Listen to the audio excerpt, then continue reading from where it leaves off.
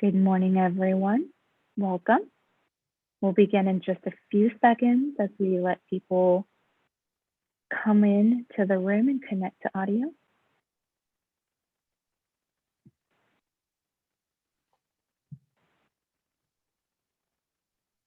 All right. Good morning, everyone. Welcome to today's San Francisco Interfaith Council's weekly online briefing for faith leaders. Today, local California elected officials brief San Francisco faith leaders on COVID-19 legislative initiatives. This session is hosted by San Francisco Interfaith Council and supported by the Joint Information Center of the San Francisco COVID Command Center. Some housekeeping for today. Audio, video, and chat will be monitored and recorded for record keeping, training, and quality assurance. By default, all participants will be muted and video turned off to minimize distractions. For chat, to submit a question or comment, select the chat button at the bottom of your screen and send a message to Q&A. They will be shared with the speakers or panelists after the meeting for response. Thank you. Get tested, San Francisco.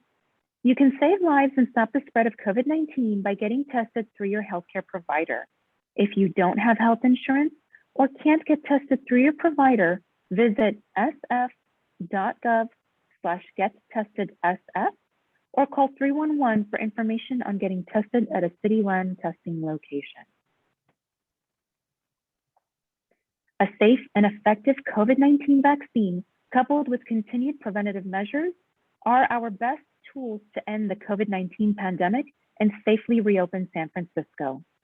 Go to sf.gov/COVID vaccine for information on eligibility, vaccination sites, including locations and links to book appointments if available.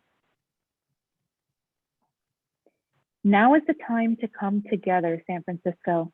We've been through so much in the last year. Together, we can stop Asian discrimination, bias, hate, and violence. The COVID-19 virus has no race or nationality. It is simply a disease. To report a hate crime, please contact the San Francisco Police Department at 415-553-1133.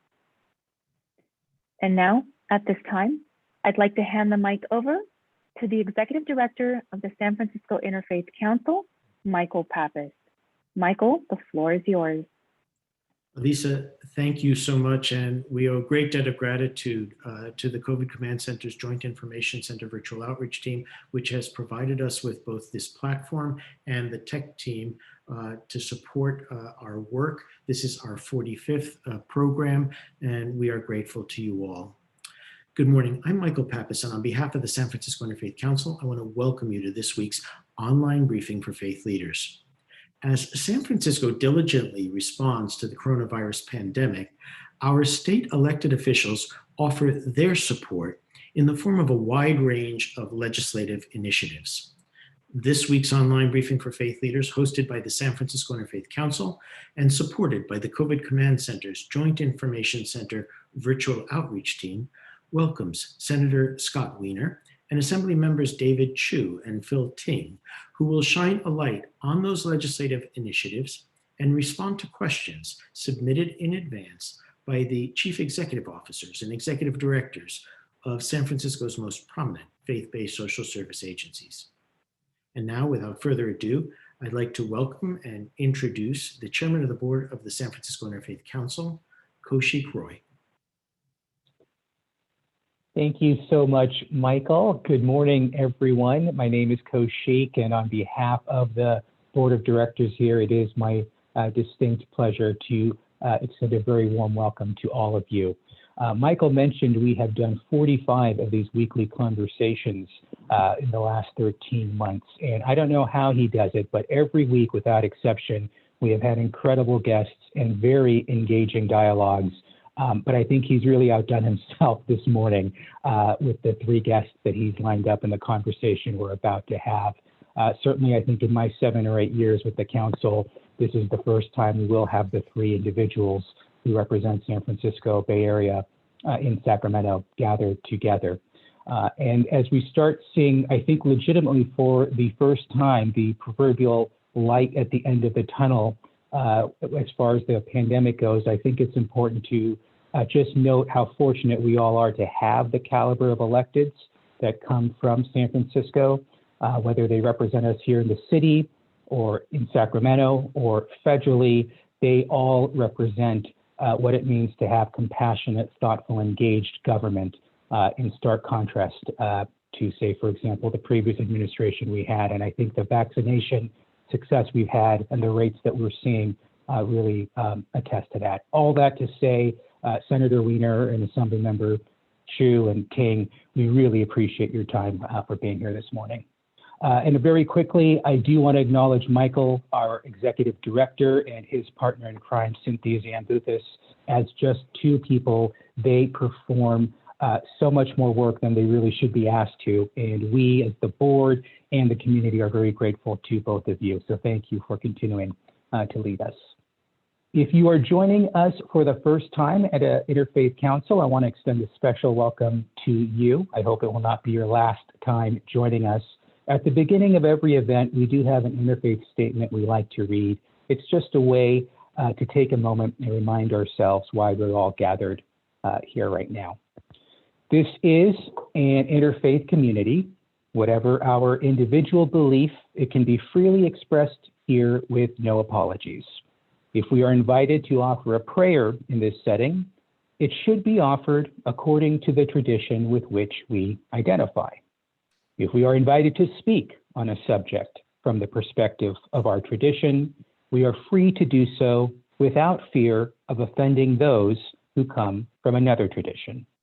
We come together as people of faith to learn from each other that we might better understand the multiplicity of faith traditions in our city and in our world. Good morning, everybody. Thank you, Kaushik. And you know, when you have a staff of just two, to have the leadership on our board level, especially that of the chair, is very, very important. Your commitment and leadership and partnership has been amazing. As well, you have been with us for almost all of these 45 programs, and for that, we thank you. God bless you. 8 years ago, Senator Weiner and I had the great privilege of traveling to Israel on a community leaders program with Dr. Anita Friedman, who is the executive director of Jewish Family and Children's Service. She's very active with the Koret Foundation. And I remember being at the Holocaust Memorial of Yad Vashem, the Holocaust Museum, and listening to her moving words afterwards. She is a family member of a surviving family of the Holocaust.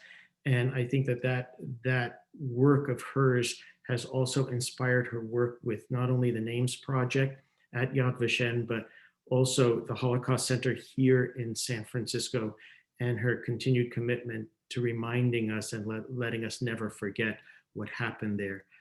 Anita, we thank you, and out of deference to Holocaust Remembrance Day yesterday, as well as the members' schedules, we've moved the program, which is usually on Thursday, to today. I want to wish you a Shabbat Shalom, and invite you at this point to ground us in a reflective moment around Holocaust Remembrance Week. Thank you so much, Michael. It's an honor to be joining you. It was an honor to travel with you and actually many of our elected officials to Israel, to Yad Vashem, which is the Holocaust Memorial. And it's an honor to be here because you and this council bring people together around common cause, reflecting everybody's individual faith, fighting hate, and really setting the example for how we need to treat people who are different from us. I want to thank you also for speaking yesterday at Yom HaShoah, which is the San Francisco's observance of the Holocaust. You mentioned the Holocaust Center, which is run under my auspices, and that teaches 350 schools, 25,000 students a year about the Holocaust and also other patterns of genocide. So I'm just going to you asked me to take 2-3 minutes just to talk briefly about the Holocaust this week, the memorial, my story, just briefly, and what I learned from that experience, and what I think all of us as interfaith leaders can learn from that experience. The word genocide was actually coined in 1944 by somebody named Raphael Lemkin, who was a Polish Jew. And he actually was very engaged in dealing with genocide and wanted to coin a word to define what is the effort to destroy, completely physically destroy an entire minority and its culture. It was first because of the Armenian genocide. And the Holocaust is called the Holocaust because it was an attempt to entirely destroy a minority people and its culture. And it was unprecedented in history. Genocide continues to this day, which is why it's so important for us to learn from this, as we all know. But this was unprecedented because it was the industrialization of murder. It was taking the most advanced technology at the time and using it to murder 6 million people, including 1.5 million Jews and others, homosexuals and political opponents, socialists, communists, people who were disabled, Roma, lots of different people who were the other. 2 out of 3 Jews in Europe were murdered. There were 3 million Jews in Poland at the time. Only 70,000 survived. And among them, the survivors was my family. Out of a family of 200 people, 5 of us survived. I was born right after the war. My parents and 2 aunts and a cousin. What does this mean? Because those numbers are so big. I mean, actually, Father Dubois, I was mentioning to you, Michael, is a Catholic priest who's devoted his life to understanding what happened to Jews during the Holocaust, and he's uncovered many more sites in Ukraine because the killing happened every place in every small town, and he thinks the number is more like 7.5 million. We have almost 6 million names on record. What does it mean in human terms? After the war, out of 200 some people, there were only 5 people left in my family. And this is difficult material, so I'm going to mention it, but I just want you to know that it's hard because it's about murder. After the war, my sister was killed during the war. The last time she was seen, she was with my grandmother in Treblinka, having her head shaved before she went into the gas chamber. My brother was an infant. He was thrown out of a 2nd floor window in the Warsaw Ghetto and used as target practice. My aunts were used for experimentation at Auschwitz for how to create multiple births because they were trying to quickly create an Aryan race. And so after the war, they were young women at the time. They were not able to have children. And my cousin lived with me after the war and my parents, and I heard him screaming every night because he was what was called a Sonderkommando, which is the person who takes the bodies out of the crematorium after being gassed and cremates them. He died after only a couple of years because I think that experience broke his heart. I grew up in a community of about 700 Holocaust survivor families. I didn't speak English until I was 5. And what did I learn from growing up in a community of survivors? They were not filled with hate. Their story was in some ways a love story. They survived, they built a community, they took care of each other, they supported the state of Israel as a refuge for Jews, and they focused on their children. They focused on their children, they loved their children. Children were more important than anything after the war. They were not full of revenge, which is quite remarkable. And the fact that they were so focused on family and community was a great source of strength to me. In fact, I think everything that I've learned about what's important in life, I've learned from seeing how the survivors handled that trauma. So I want to close with just saying a few words about what this means for interfaith relations because of this setting. One of the effects of the Holocaust, I think, has been to bring many faiths and ethnic groups together. We traveled together, for example, to Yad Vashem. I've traveled with many other elected officials and leaders in the community to Poland, to Auschwitz, to Israel. Interfaith relations have improved tremendously in the last years after the Holocaust. I think that Nostra Aetate, which was basically started by Pope John XXII, basically said that the Jews are not responsible for the killing of Christ. That opened up a lot of better interfaith relations. And today, I think we find ourselves great friends because we understand that the hated alone cannot fight and defeat hate.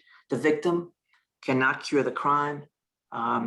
Jews alone cannot fight anti-Semitism, which is increasing in this world. I think we've learned three things that I just want to end with.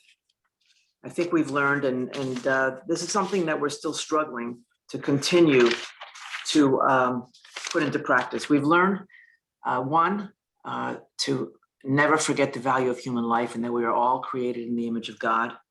I think we've learned about the covenant of human solidarity, that we must be there for each other. And the third lesson I think that we're learning and always relearning and always aspiring to live is that we, and this is the most difficult one, is that we need to respect people who are different from us.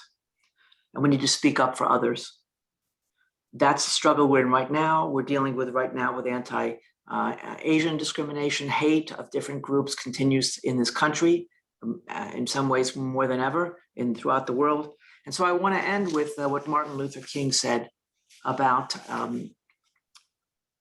our challenge, our imperative, especially as an interfaith group. He said that in the end, we remember not the words of our enemies, but the silence of our friends. So I want to thank you, my friends, and God bless you. You give me strength to continue to fight the good fight. I want to bless you for all the good you do in this world. And it's an honor to be a part of a group that does so much good in this world and encourages us to not be silent. Thank you. God bless you, Anita, and we pray that your prophetic voice continues to touch the hearts and souls of so many as you have done all these years. Thank you. Our three guests today are no strangers to the work of the San Francisco Interfaith Council and to our colleagues and partners in faith. Each one of them I've known since they were members of the Board of Supervisors, and their commitment to San Francisco and to the betterment of humanity is to be lauded.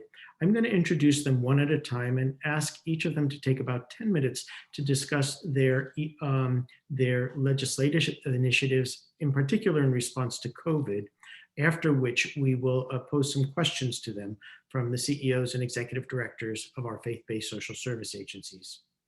Our first guest is Senator Scott Weiner. Scott, again, we've known since his days on the Board of Supervisors. His work, especially with transportation and housing, has been groundbreaking. He has been a colleague and a friend, and we welcome Scott to this program. Great. Thank you.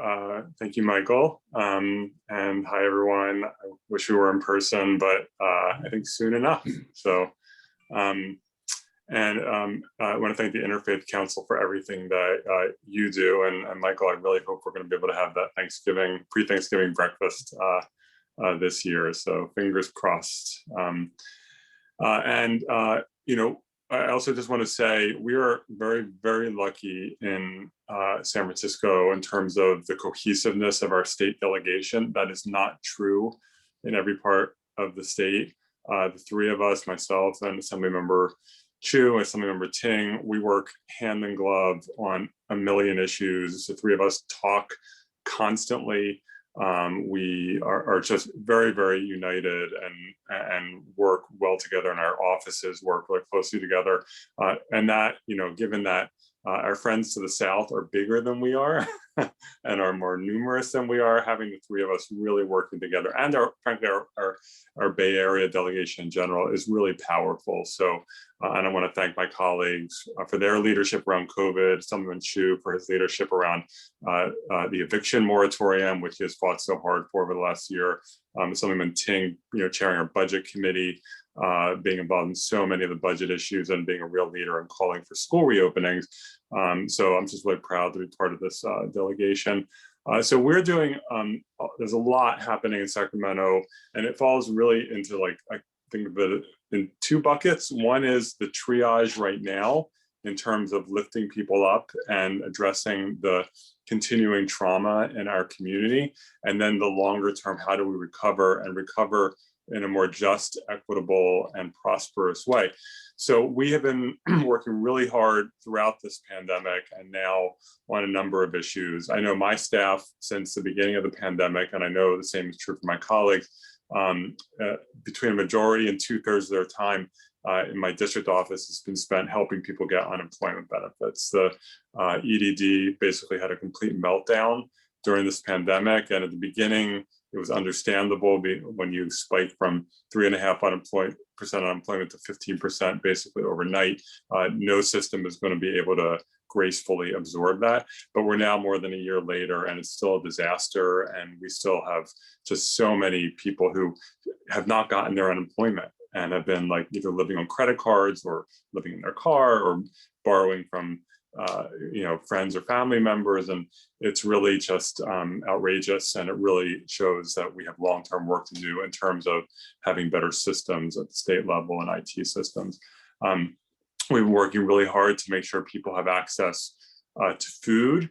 And that means budget allocations to support our food banks, which have been doing just yeoman's work throughout this pandemic. I think all of us have probably volunteered at various points in time during the pandemic at food banks. And the lines are like nothing I've ever seen. And so many people who have never asked for food assistance in their life who are swallowing their pride and asking for it now. So we've been trying to support our food banks. I'm working on my permanent longstanding goal with legislation to make it much easier for people to apply for CalFresh, particularly seniors and people with disabilities, because it's way too hard, which is why California does a really poor job actually getting people onto CalFresh who are eligible.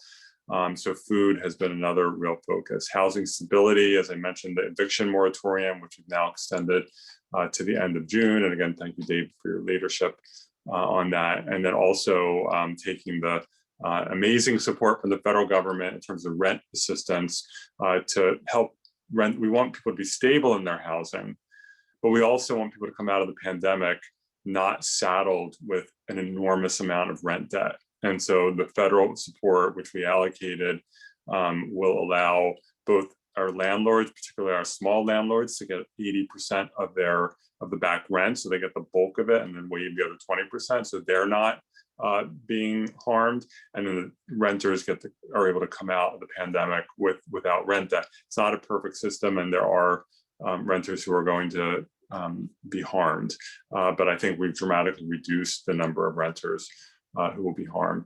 We've been working to support small businesses in particular. I tried last year to help them with their commercial rents that were not really tied to the world of reality during COVID.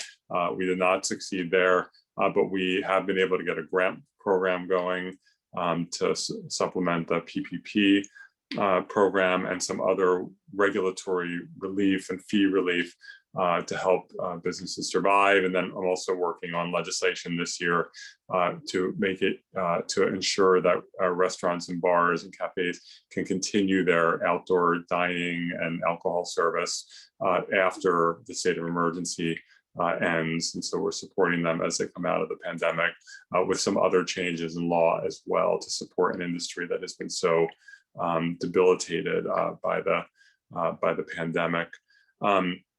And of course, funding for homelessness and Project Home Key and Project Room Key and all of these different programs to try to support our homeless neighbors. But then, of course, the test for us with COVID is really, COVID, there's nothing good about COVID. It's been a complete catastrophe for the entire planet.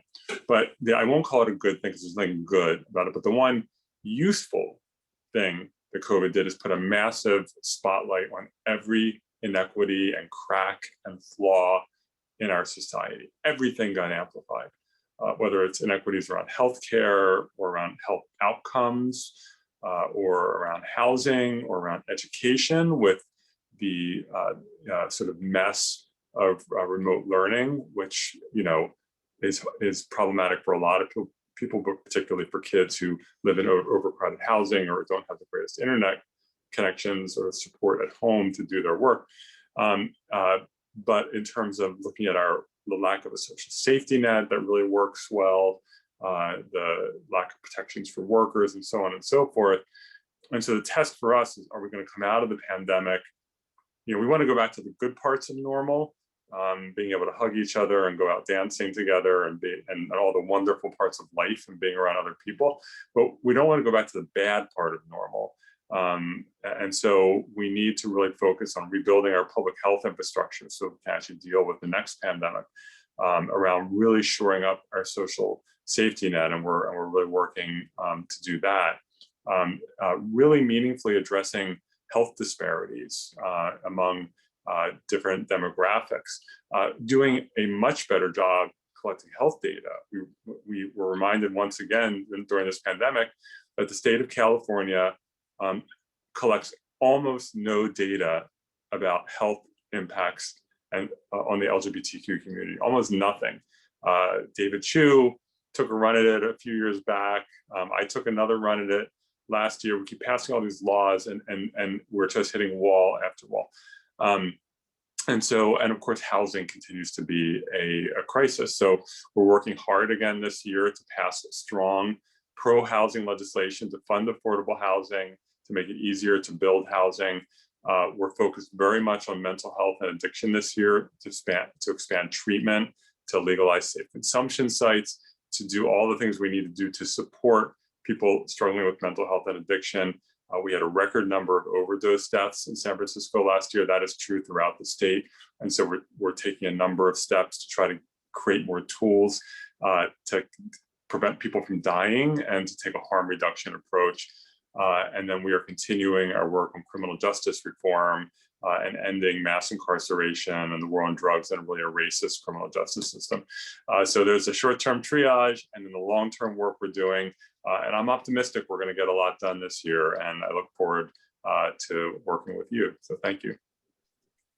Thank you, Senator. And you raised so many issues, and I can tell you a lot of the questions that were posed by our CEO roundtable address those issues. So we're looking forward to the clarity that you and your colleagues will give in your responses.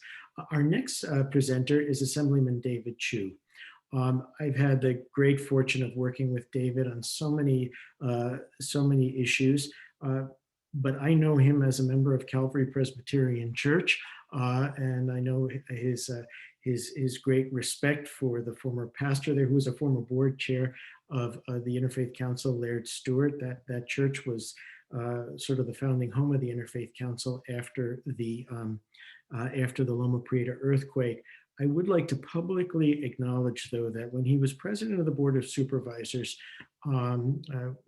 I had the privilege of introducing him to Bishop Mark Andrus of the Diocese of California, and it was a critical time to save St. Luke's Hospital, and when CPMC was being built, David was a champion, and we are grateful so that St. Luke's continues to provide health services for those in a part of town where otherwise they wouldn't have had those services. So thank you, David, for your service, and thank you for your friendship. The floor is yours. Thank you, Michael. Let me just first start, of course, by thanking the Interfaith Council. And while my family, we are members of Calvary Presbyterian, and my wife and I were married in a ceremony officiated by Dr. Laird Stewart. I always like to say in front of a good interfaith crowd that my mother grew up Protestant, my father grew up Buddhist. I was schooled by Catholic priests in high school and by 4 Jewish college roommates. So I feel very much at home and just appreciate the connection and service of this amazing organization. And also want to just take a moment and thank Kaushik for your leadership, and Dr. Friedman, thank you for your words. Yesterday we had a Holocaust remembrance ceremony on the floor of the legislature, and I'm sure Phil will attest to this, but it was probably one of the most intense ceremonies we've had. And for our Jewish colleagues and others to just share their personal stories. I've known you for years, Dr. Friedman, but I'd actually never heard you articulate your personal story. And particularly at this moment when so many members of my API community are under assault around hate, the support we've received from the interfaith community, from the Jewish community, from the LGBT community, and so on and so on. I think all of these sentiments really come from what we remember of the Holocaust, and so much I think of cultures coming together really came from this idea that we can never forget. So just appreciate your words on that front.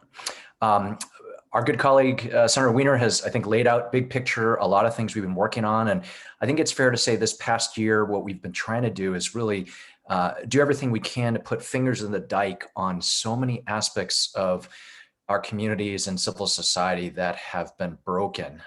We know it's a cliche at this point to say that this pandemic and this recession has shown a very, very hot spotlight on the inequities that already exist in our communities, but this is why we've spent so much time to ensure that we're sending billions of dollars to figure out how to vaccinate folks and test folks, to reopen our schools, to patch up an incredibly failed unemployment benefit system, to figure out how we keep struggling small businesses going. And this is all work that we've done together.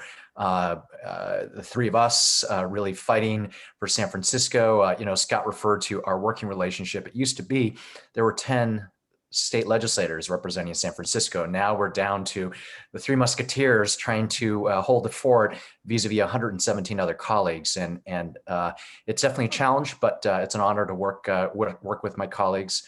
Now that we're sort of at the stage where hopefully, knock on wood, in a few weeks, the vast majority of California will get vaccinated, we've got to think of, not only how do we end this pandemic, but how do we recover? And just to touch on a number of issues that I'm focused on, like Senator Weiner, the two of us chair the respective housing committees in our legislature. This past year, I probably spent a third of my time focused on the plight of tenants and how do we make sure that millions of tenants don't get evicted and their landlords don't go bankrupt during the same period. And as Scott mentioned, we've got $2.6 billion flowing in the next couple of months to help stabilize that. But in addition to that, I've been spending a lot of time trying to grapple with the crisis that we had hoped to in 2020, which was homelessness. Governor Newsom had given an entire State of the State speech right before the pandemic struck. And we had thought last year was going to be the year to tackle it. We have seen our homeless numbers go up. And while we've been incredibly fortunate that we haven't seen massive outbreaks within our homeless communities because of programs like Project Roomkey and HomeKey, we've got to do more. And so I'm working on bills to establish a permanent source of funding for homelessness, which we don't have at the state level, to make sure that every city and county is being held accountable for addressing homelessness. And a third bill I have is grappling with this idea that there's been a revolving door between the criminal justice system and homelessness, the cycle between incarceration and folks on our streets, referred to often as the circle between cell blocks and sidewalks back to cell blocks. And so I have a bill that would require that future savings as we close prisons be devoted to ensuring housing for those who do not have a roof over their heads, so that we hopefully continue to address those numbers. Obviously, we have work that we're still doing around recovery. I've been leading a package of bills to hopefully reform our unemployment system. We have a long way to go. Have another bill that would set aside about a quarter of our state's contracts to small and diverse businesses. So African-American, Latino, API, LGBT, women-owned businesses that are struggling during this time period, and how we move it forward. Healthcare obviously remains top of focus for all of us. A few things that I'm working on in that space. We see every day the tragedy of folks dying on California streets due to opioid addictions, and how addictions continue to drive our homelessness numbers. This is in part because of the 2.7 Californians who have experienced substance abuse addiction in recent years. only 10% of them have been able to get help because we just literally don't have enough workforce. And so we have a bill to try to dramatically drive those numbers up, move that forward. I'll just mention a few more things, and I know we'll have a lot more to talk about, but this past year, as we dealt with the pandemic and the recession, we also saw the beginnings of not just climate change, but climate crisis, right? Orange skies, the wildfires, the heat waves, power grids breaking down. And I have a number of bills in the space of just climate crisis, including how do we harden the defenses of community centers, of churches, of hospitals, to make sure that these spaces are protected against the future of climate change. And then I also have a pretty large bill that would jumpstart a new industry in California that would be located 20 miles off the coast of California, which would be offshore wind, and allowing that to replace, hopefully someday, oil and gas as we move things forward. Maybe the last thing I'll mention, criminal justice reform is something that we have always been thinking about, but certainly in the wake of George Floyd, I know Senator Weiner has been leading on this for years, but the conversation continues. And there are many dimensions to that we're trying to tackle. One thing I'm looking at, I have a bill that would address the fact that this past year, we saw essentially military equipment being used against civilians during peaceful protests. And we need to have a conversation of exactly what type of military equipment can be used in our local communities against our civilians. So lots of things to talk about, but again, just appreciate being with you and look forward to the fellowship. David, thank you very much. And again, you raised issues that we're going to need a little more clarification on in just a moment. Our final presenter is Assemblyman Phil Ting. He is my assemblyman. And I think the last time we were together, Phil, was back in July of 2020. I usually moderate, but I was a guest of California Interfaith Power and Light when we were talking about clean transportation policy and electric vehicles and the like. Thank you for your service. And I know that you've had a full docket as well. So the floor is yours to share. Thank you, Michael. It's just great to be here. And again, thank you so much for your work with the Interfaith Council. During this time where so many of us are asked to stay at home and be by ourselves, as well as feel a significant amount of social isolation, it is so important. Your organization is so important. All your faith leaders are so important, because it's a constant reminder that we have to, at this time, show a significant amount of compassion for each other, that we have to be showing, as Dr. Friedman talked about, a significant amount of love for each other, and we need to be standing together. That's been our message in our community as hate crimes have surged in the AAPI community. It's not enough for us to stand up. It's really asking all the communities in San Francisco, in California, across this country to stand with us. As Dr.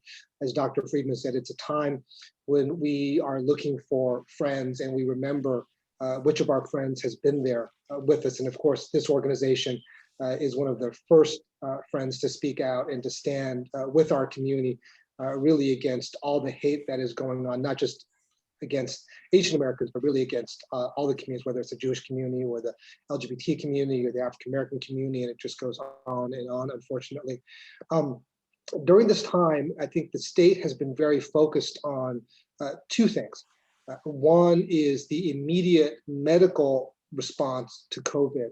And you saw that quickly evolve from just trying to understand what COVID is, asking people to stay at home, going to procure our masks, going to procure testing, and now to the vaccine distribution model, and really trying to ensure that we can get vaccines distributed across the entire state. I think it's a very good estimate that by the end of June, assuming that we can keep the vaccine production going throughout the country, that every Californian should have at least gotten a vaccine, or at least been offered a vaccine. For those, every California adult should have offered a vaccine as well as have gotten a vaccine. So that's been, again, a major focus for our state. The other part is just to make sure that we are providing an economic foundation for everybody who's who's suffering. So we talked about the moving of over $2 billion of federal money for eviction protection and rental assistance. We've done over $5 billion in terms of small business relief just from California. We've done $15 billion to fight poverty, but to help those families who are really on the verge of falling into homelessness, whether that's through increasing our earned income tax credit or expanding our child tax credit.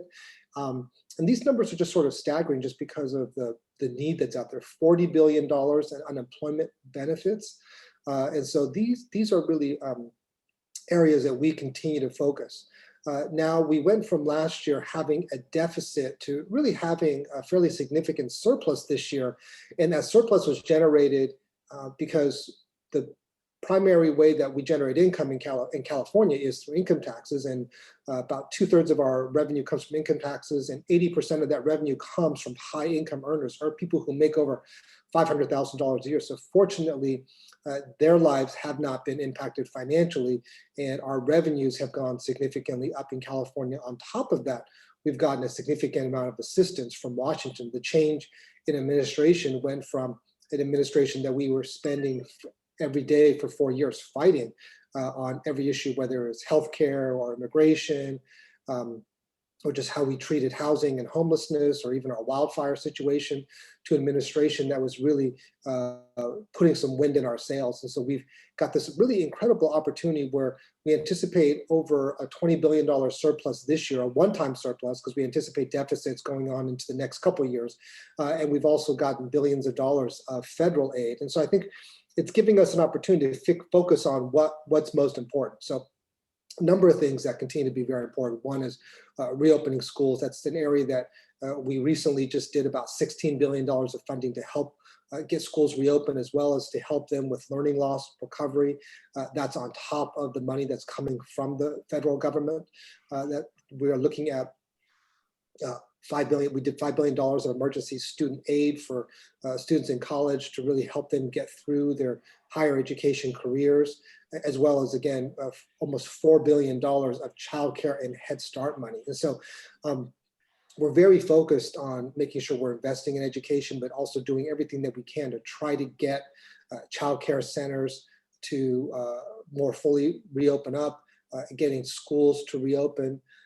I fully anticipate, as the governor has mentioned, that schools will be fully reopened in the fall, 5 days a week. I don't really anticipate a situation where there will be very significant distance learning unless there's a public health shutdown, meaning, a school or a district has a sort of widespread COVID and they have to temporarily shut down. Outside of that, I do anticipate that schools are going to be open for 5 days a week. And we talked about homelessness. I think we have a huge opportunity to really think pretty large. I think we have to do something very significant on homelessness. I know that before the pandemic, it was the number one issue. It's still the number one issue, affordable housing and homelessness in terms of funding. We have a huge area to make a very large state investment. I think we also have a huge opportunity to make a large state investment in higher education. We are short 1 million degrees a year.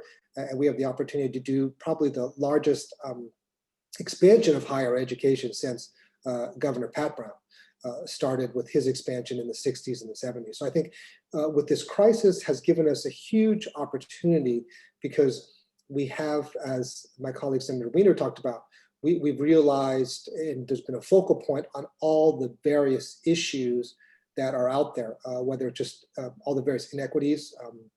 We talked about all the children who are learning at home, and many of them don't have internet. So there's also been a new focus on broadband, making sure that internet access in low-income communities as well as rural communities is something that we can really expand and do.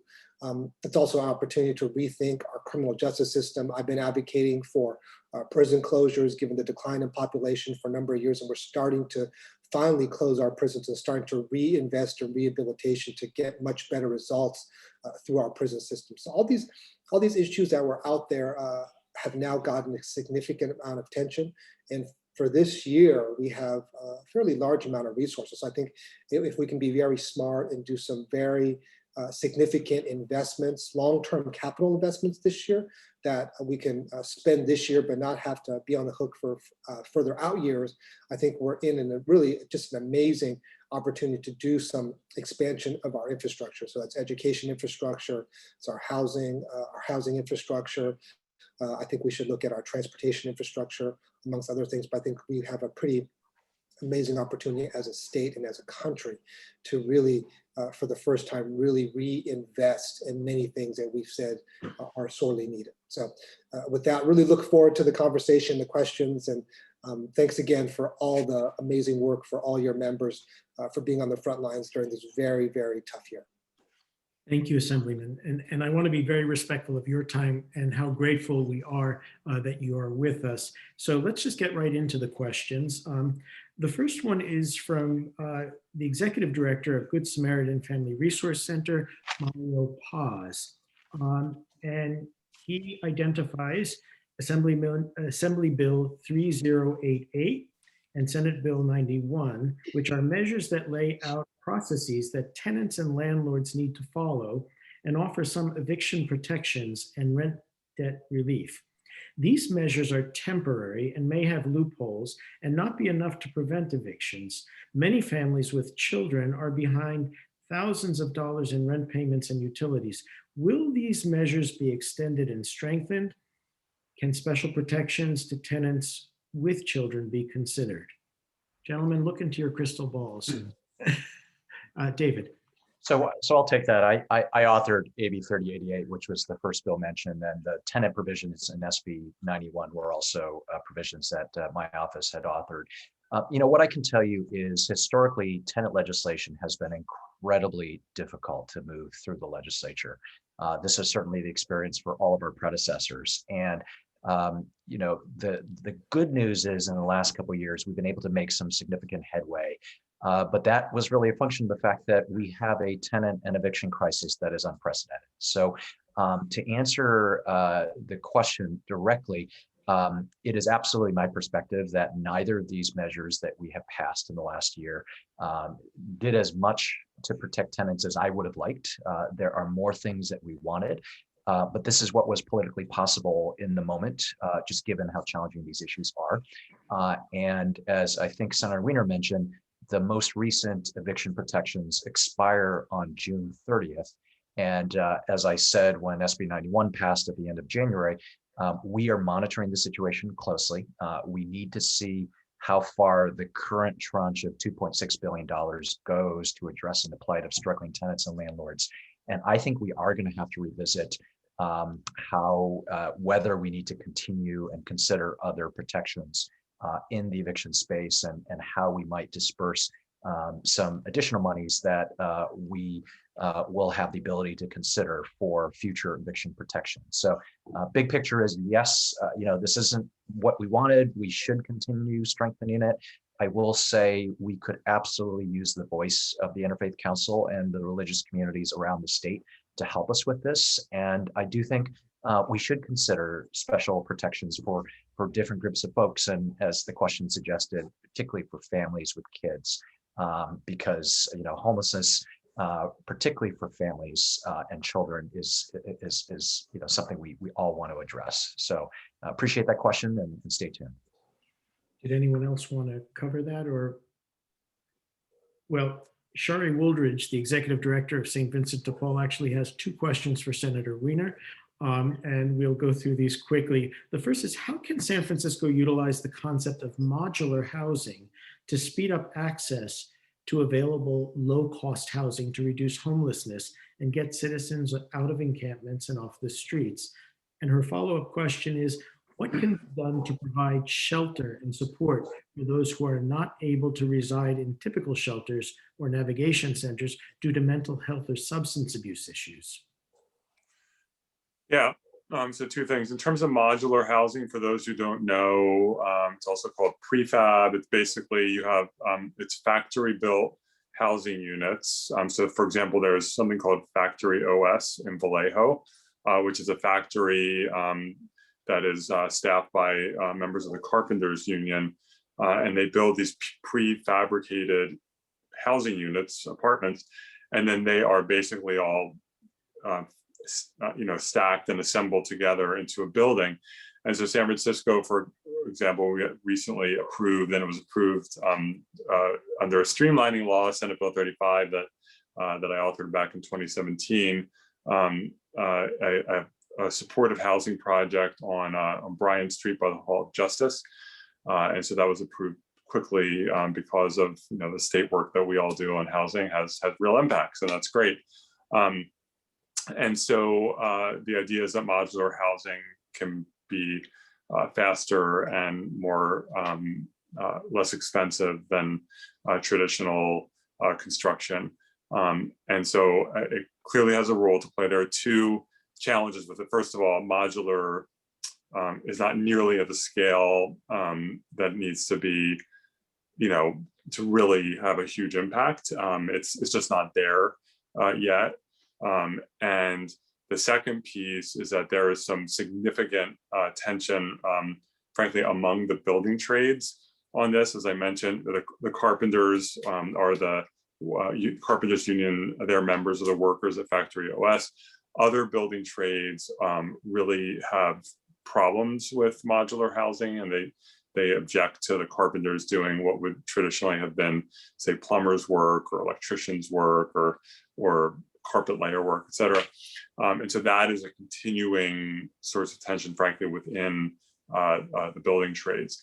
But it clearly is starting to happen, and we're seeing it utilized more and more. We would love to have a modular plant in or factory in San Francisco, staffed by San Francisco workers, but we'll see.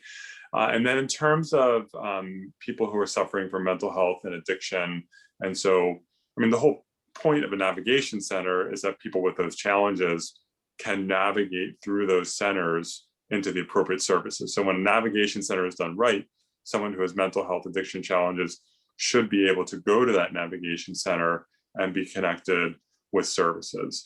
For people who have more really severe behavioral health problems, that really relates to some of the work that we've been trying to do around reforming our LPS laws, which is about psychiatric holds and oversight, as well as conservatorships, because there are a small subset of our homeless population who are not able to make decisions for themselves. These are people, we see them, and we don't see all of them, but we see a lot of them who are dying on our streets. And so they need a more intensive level of care.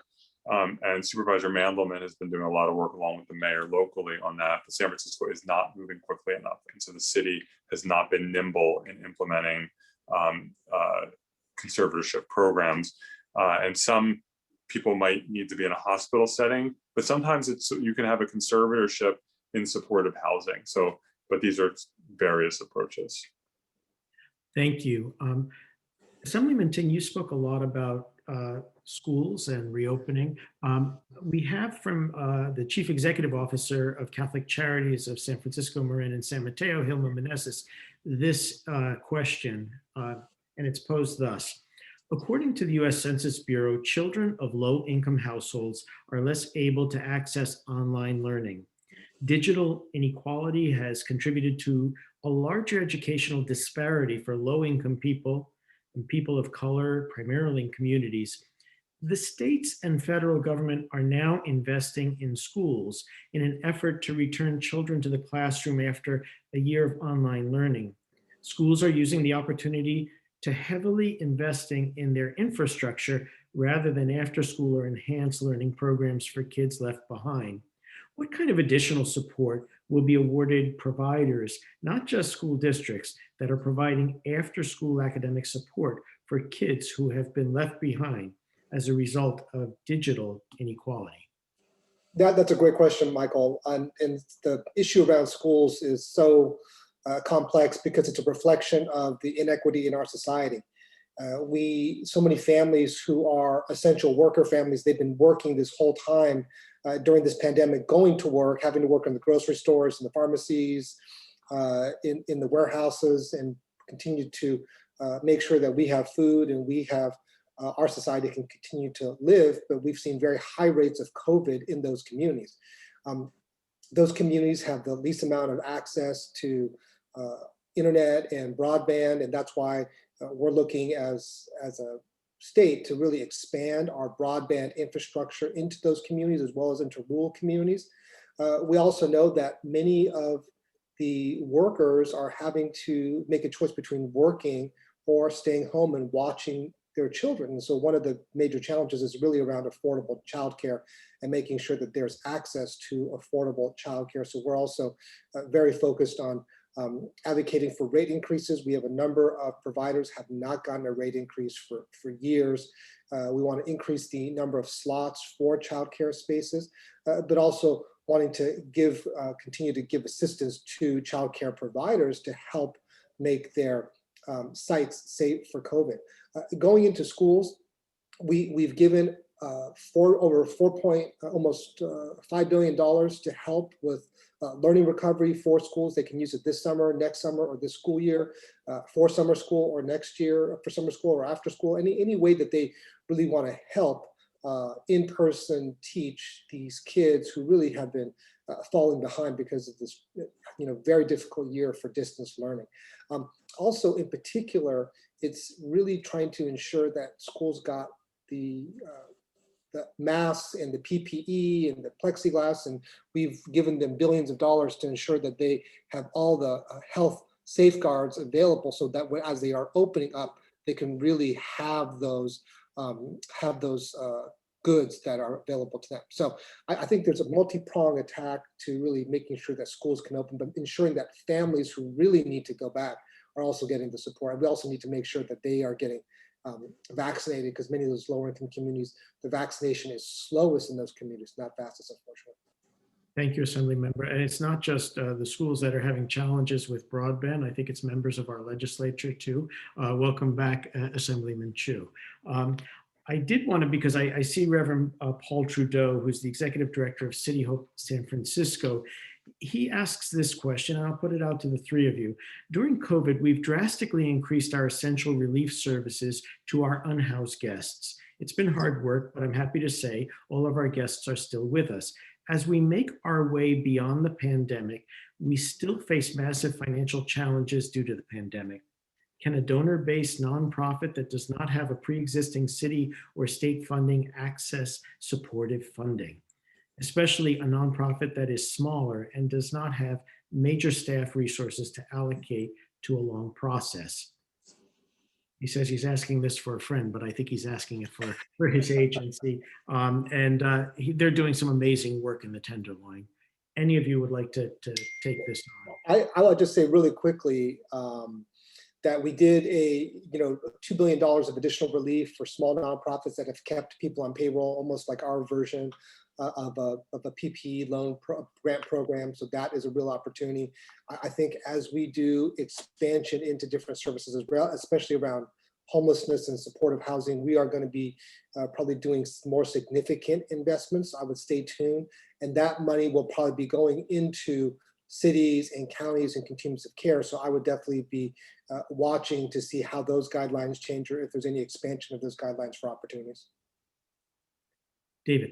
I think I'll answer it in a slightly different way, which is it's really in the last couple of years that state capital has started to invest in homelessness, and you're starting to see the levels of investment that we're going to need if we're going to have a shot at actually ending homelessness someday. And from my perspective, I think we need to spend a lot more to do that.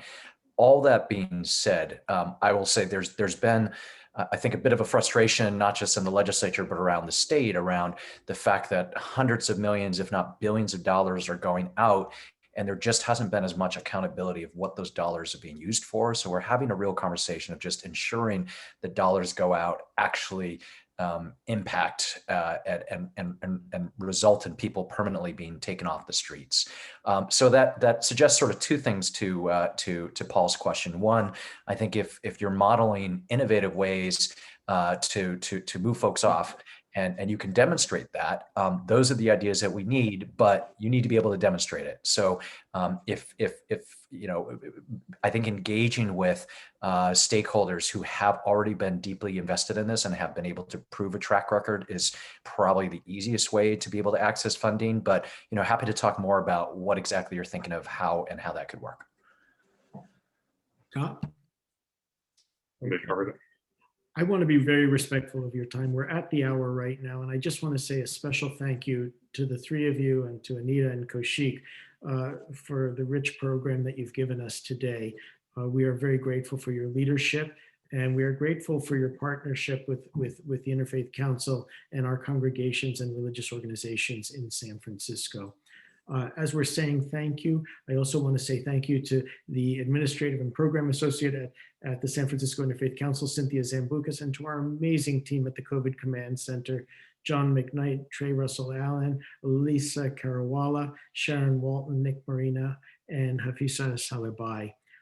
We welcome you next week. We'll be back on schedule at 8:30 in the morning on Thursday, when we'll shine a focused light on the threat the variants are posing to our city's fight against COVID-19. This concludes our program for the day. We thank you for being with us, and we look forward to being together next week. God bless you. Thank you. Thanks all.